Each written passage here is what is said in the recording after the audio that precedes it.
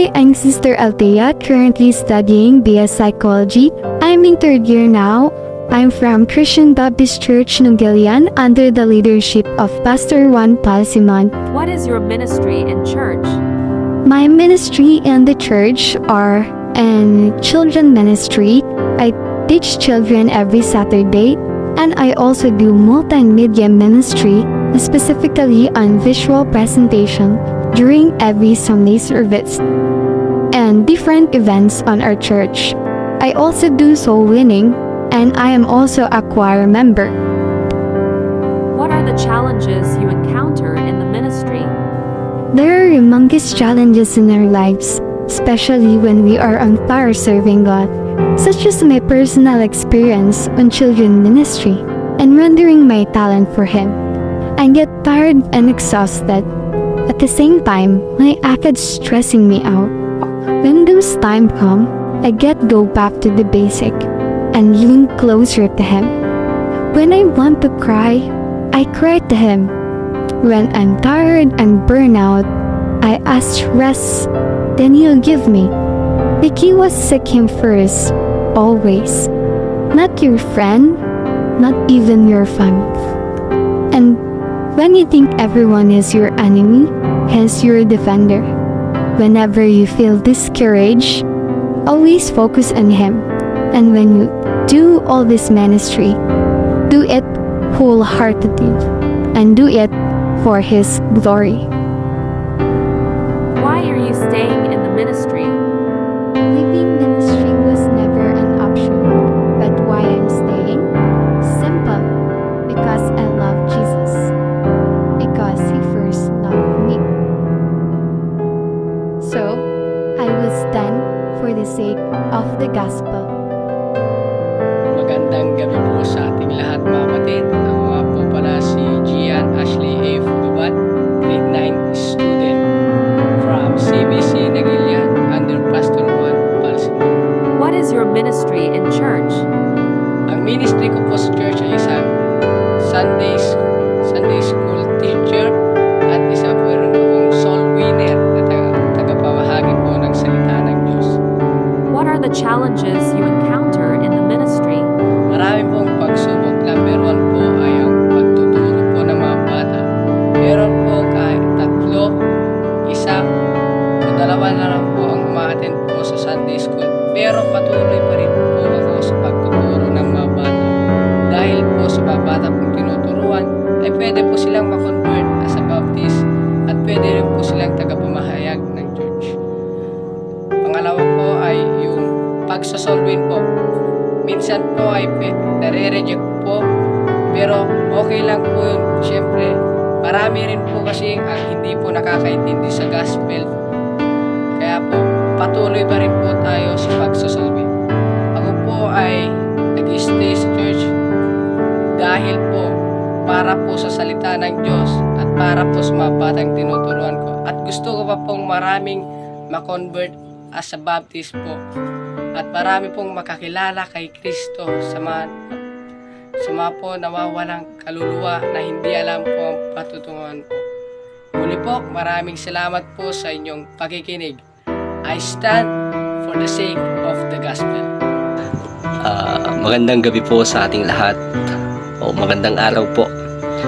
Ako po si Brother Jerry Fugaban from Nagilian under Pastor Juan Palsimon.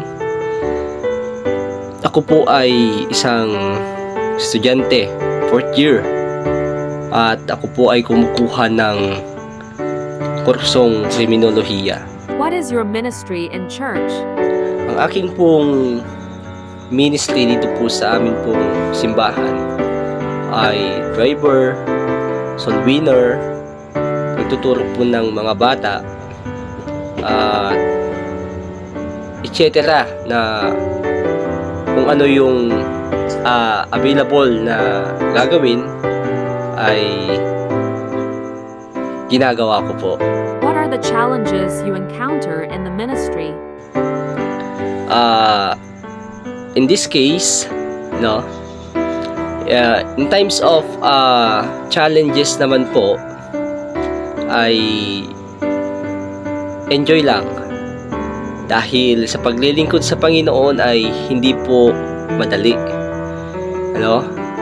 Kumbaga we are not in the playground. We are in the battleground. Totoo po yan. Kaya, may time na gusto kong sumuko, pero joke lang, hindi ako susuko. Hindi. May time na mapapagod, pero hindi hihinto. Why are you staying in the ministry? Ngayon naman po ay ako po ay nagpapatuloy sa gawain ng Panginoon hanggang sa ngayon at hanggang in the future, no? Kasi ang heart desire po namin ay lumawak ang gawain ng Panginoon dito po sa lugar ng Agilian. Kaya hanggat hindi pa dumadating ang Panginoon at hanggat hindi pa kinukuha ng Panginoon ang aking buhay, ay magpapatuloy po ako at mananatiling po ako sa kanya pong presensya. At dahil sa pagpapatuloy na yan, I will stand for the sake of the gospel of Jesus Christ. Thank you and God bless po sa ating lahat. Amen and amen and amen. Hi everyone, my name is Marjorie Pagaduan. I graduated from the course of Bachelor of Secondary Education, major in English, from CBC Nagilian under Pastor Juan Palsimon. What is your ministry in church? My ministry in our church is a children ministry, which is to teach the children, and also I'm a soul winner too. What are the challenges you encounter in the ministry? So many challenges when it comes teaching the children. Madami po talaga sa pagtuturo ng mga bata ay hindi po mawawala mga challenges na iyon. Pero na-enjoy mo na lang ito at hindi mo namamalayan na napagdaanan mo pala ang mga pagsubok na iyon. Dati ako lang po yung sinusuway, ngayon isa na po ako sa nagsusuway sa mga bata tuwing nagtuturo po kami. Dati ako lang po yung tinuturuan, ngayon isa na po ako sa nagtuturo ng mga bata. I'm not here to brag, but I'm here to inspire every young people have a ministry in their church. Madami po talagang pagsubok sa pagtuturo ng mga bata. Minsan napanghihinaan ng loob, pero lalaban po. Sabi po nga sa kasabihan na pwedeng magpahinga pero bawal sumuko. Yun yung tumatatak sa aking isipan tuwing napapagod po ako sa aking ministry. Kasi madaming pagsubok sa pagtuturo ng mga bata. Andyan po yung minsan wala kaming pagpwestuhan tuwing nagtuturo kami ng mga bata. At minsan din po wala na pong mga batang uma-attend kasi may kanya-kanyang event sila sa kanilang lugar or may pinupuntahan po sila. At minsan din po wala po kaming drivers na pupunta sa location kung saan kami nagtuturo. Madami pong pagsubok na dumadaan tuwing nagtuturo po kami ng mga bata. Napanghihinaan po kami ng loob minsan na gusto na lang naming sumuko, pero sabi ko nga po, pwedeng magpahinga pero bawal sumuko. Minsan din po iisa na lang uma-attend, pero sabi po ni Pastor Juan sa amin dati na kahit na iisa yung uma-attend at willing makinig, ay magpatuloy kayo. Malay nyo sa isang tao na yan, siya yung mag-i-spread na mas madami pang salita ng Diyos at mas madami pang mga bata ang kanyang tuturuan. Laki po ako sa children ministry at yun po yung tumatatak sa aking isipan na kahit iisa yung ma-attend ay magpapatuloy pa rin po. At isa din pong tumatatak sa aking isipan po ay nung kami po ay nasa sitwasyon ng mga bata na tinuturuan ay si Ate Kat lang po yung nagtuturo. How much more na makakayanan namin kasi madami na po kami nagtutulungan. Mga teachers. At yun po yung sinasabi ko sa mga kasamahan ko tuwing napapagod po kami. Why are you staying in the ministry? God because of these children. And I'm staying in this ministry because I enjoy it. Children ministry help the church to spread the word of God. A child is going to be exposed in a lot of situations in their life that will challenge their faith. And mag-stay po ako sa ministry na to dahil dito po ako lumaki at nabus po ang spiritual ko. At ito din po yung tumulong kung bakit ako naririto sa aking kinakatayuan ngayon, which is nakagraduate po ako.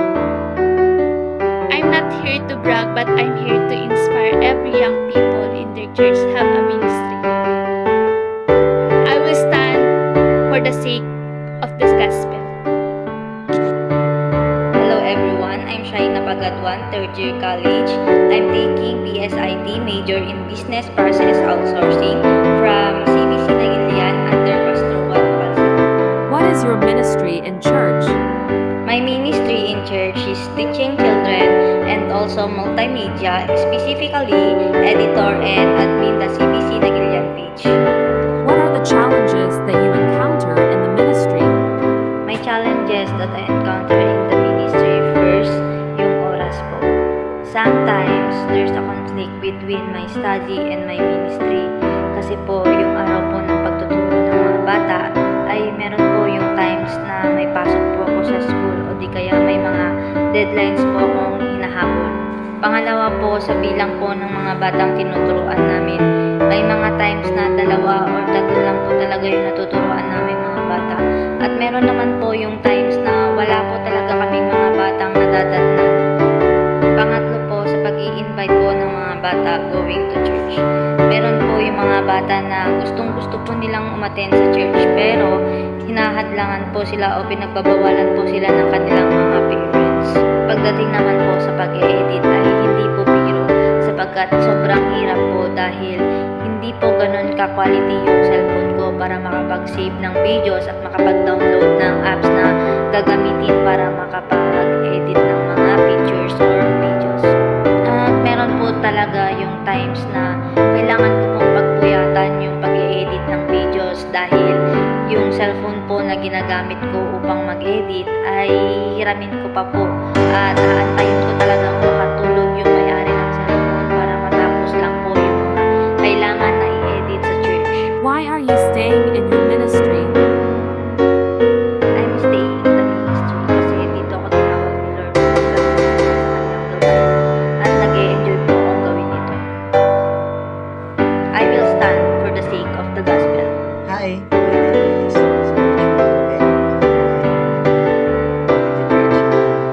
CBC Nagilian. What is your ministry in church? My ministry is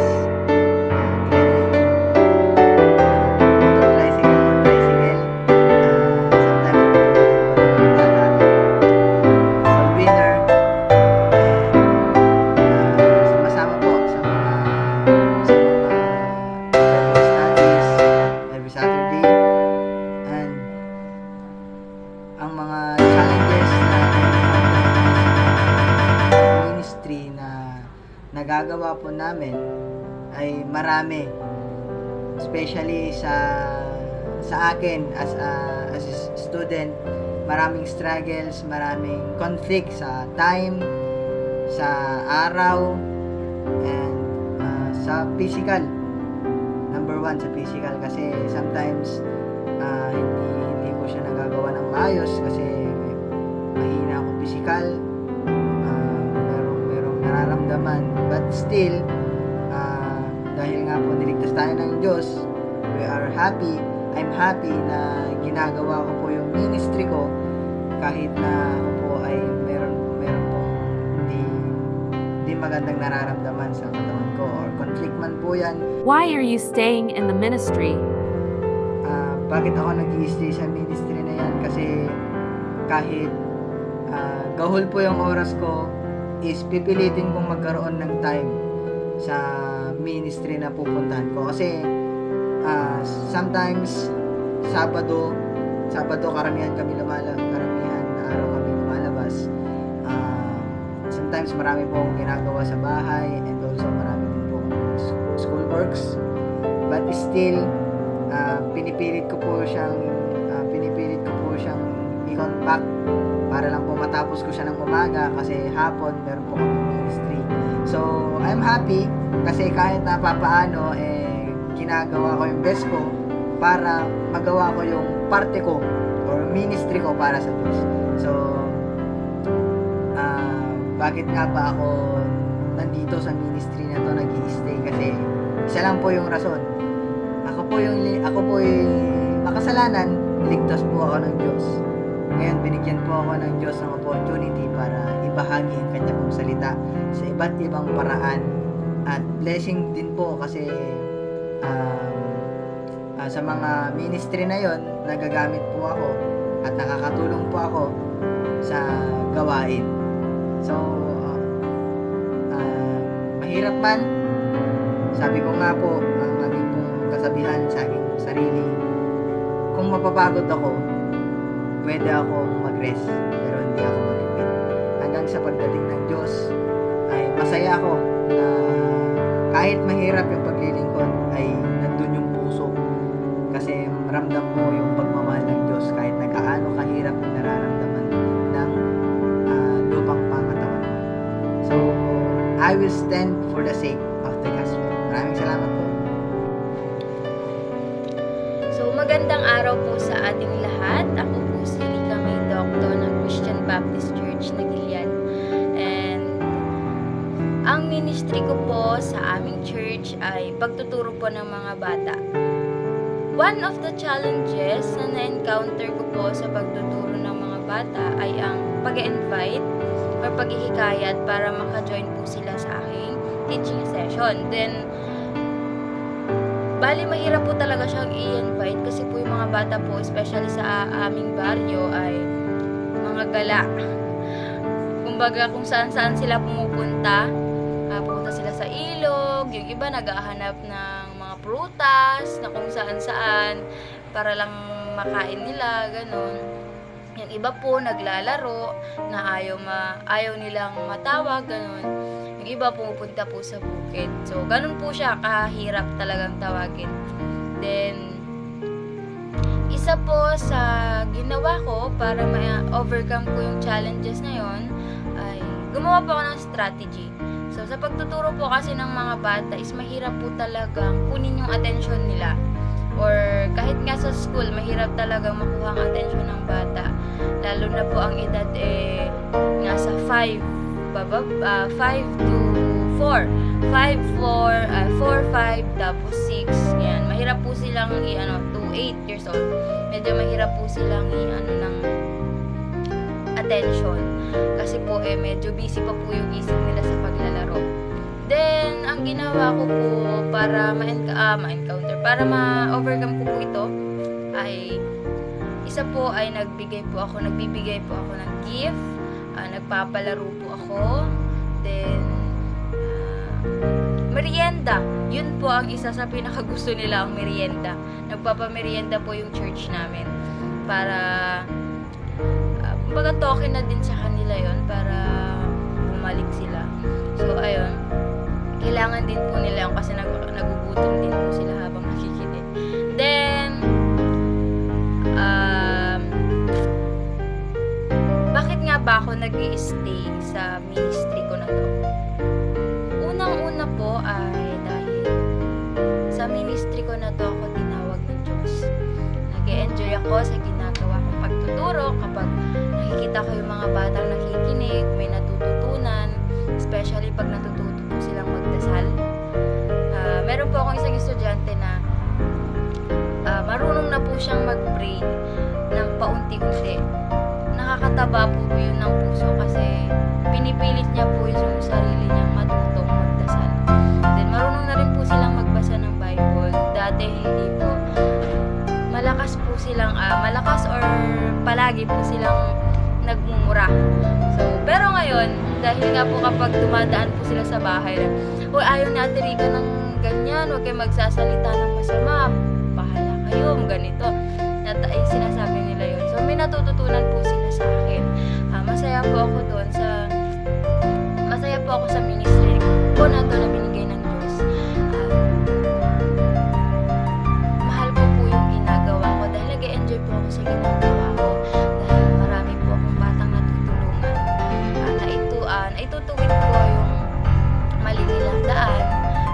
dati magaling silang magsalita ng masama, ngayon natututo na po sila na masama ang ginagawa nila. Ayan. So, yung iba, sa ibang bata, nakakatulong na rin po sila pag sinasaway nila. Then, kaya din po ako nag-i-stay sa ministry ko na to dahil nahuhubog din po ako dito. Kumbaga nakikita ko yung sarili ko at the future. Isa na po akong successful teacher na maraming batang matutulungan through Word of God. Then, I will stand for the sake of the gospel.